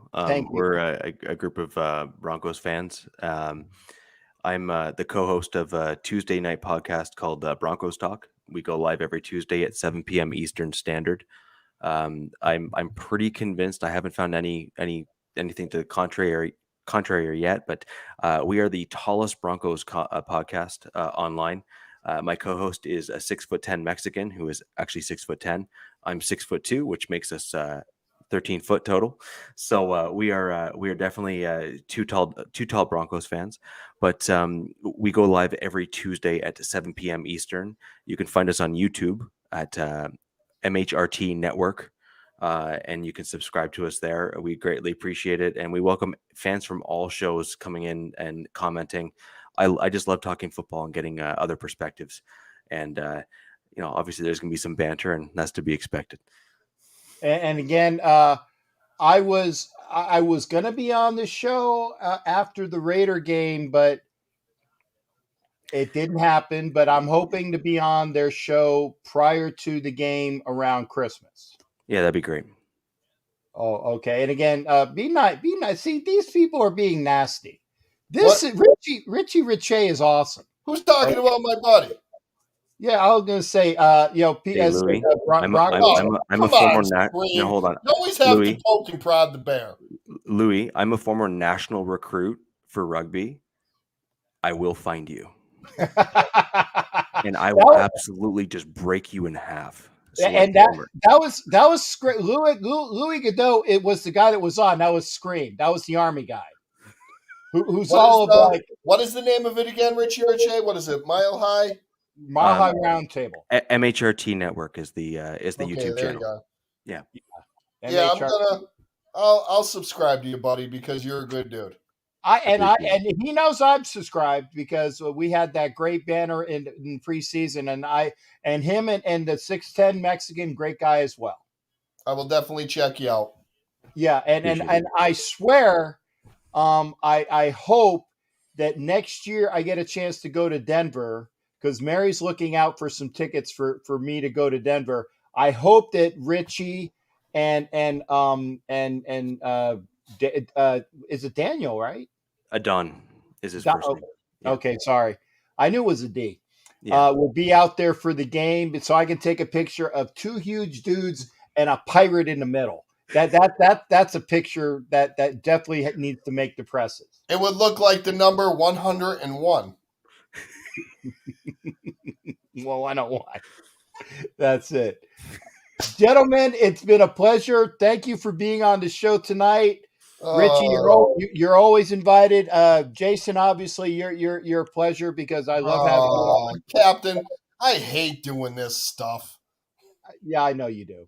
And that's why we love having you both on, because you guys are knowledgeable. You know how to throw good facts around between what's going on, and I love you. And I love you for it, because you guys help me out a lot, having an entertaining, informative show that we can put out there. And I appreciate both you guys being here. So, Captain, you my dude. Richie, you my new dude. That's it. Appreciate it, guys. Thank you. Yeah.